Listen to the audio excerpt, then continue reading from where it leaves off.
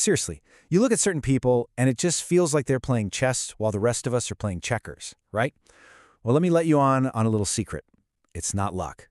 Not even close. It's a whole different way of thinking. So here's the thing, we gotta understand the problem. And I wanna be super clear about this. Your brain's weird little tendencies, they are not personal failures. Think of them more like predictable bugs in your operating system. And the cool part is, once you can actually see the bugs, you can start squashing them. Okay, let's talk about a classic bug.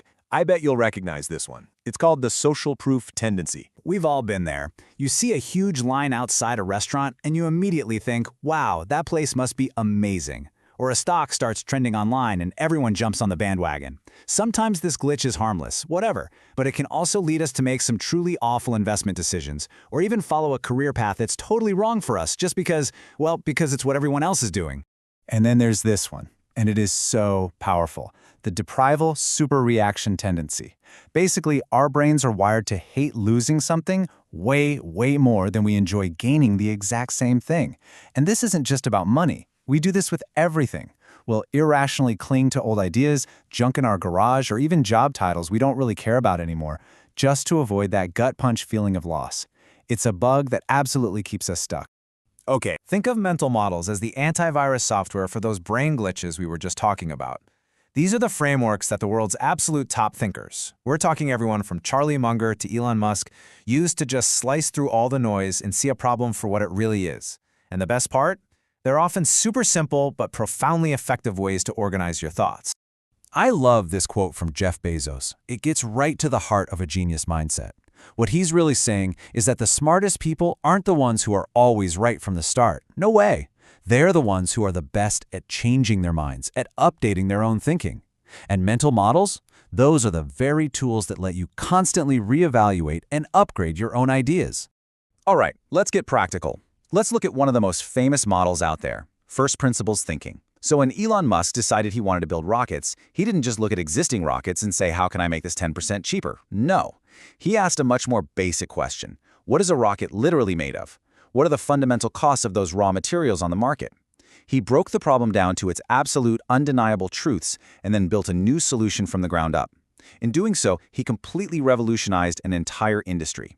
And you can apply this same logic to pretty much any problem in your own life. Okay, so you've started to debug your own thinking. You're installing the new software. But so what? How do you actually apply this new superpower in the real world? Well, social capital is not about who has the biggest stack of business cards or the most LinkedIn connections. It's the real, tangible value that exists inside your network of genuine relationships. It's all built on trust, on sharing knowledge, on mutual support. It's the invisible force that gets your resume moved to the top of the pile or gets you that critical introduction you've been hoping for. I absolutely love this metaphor, so stick with me here. Think of your social capital like a bank account. Every single time you provide value to someone, maybe you share a useful insight, make a helpful introduction, or just offer a listening ear, you are making a deposit. And every time you ask for a favor, that's a withdrawal. So your goal is incredibly simple. Always make more deposits than you make withdrawals. So you might be thinking, okay, how do I actually make these deposits? Well, it is so much simpler than you think. You could become a connector, just introduce two people in your network who you think could really help each other. Or you can share knowledge, find a cool article that's relevant to a colleague and just shoot it over to them. Or honestly, just offer support to someone who looks like they're having a tough day. These are small, generous acts, but they build immense trust and value over time. Okay, now for my favorite part. And just look at how ridiculously easy this is. Seriously, none of these things take more than 5 minutes. On Monday, find a colleague on LinkedIn who's celebrating something and send them a real congratulatory message. On Tuesday, find a cool article that's relevant to a peer's project and email it over. Wednesday, reconnect with someone you met recently. Thursday, send a quick thank you note to a mentor. See, this isn't about schmoozing for hours at awkward networking events. It's about small, consistent, and totally authentic acts of giving value. So let's just bring this all home. It's a 3-step process, really. First, you spot and fix the bugs in your own thinking. Second, you upgrade your mental software with these powerful models. And third, you use that brand new, clearer thinking to provide real value and build an absolutely incredible network. All right, the tools are officially in your hands now. So the only question left for you is, what's the very first smart decision you're going to make?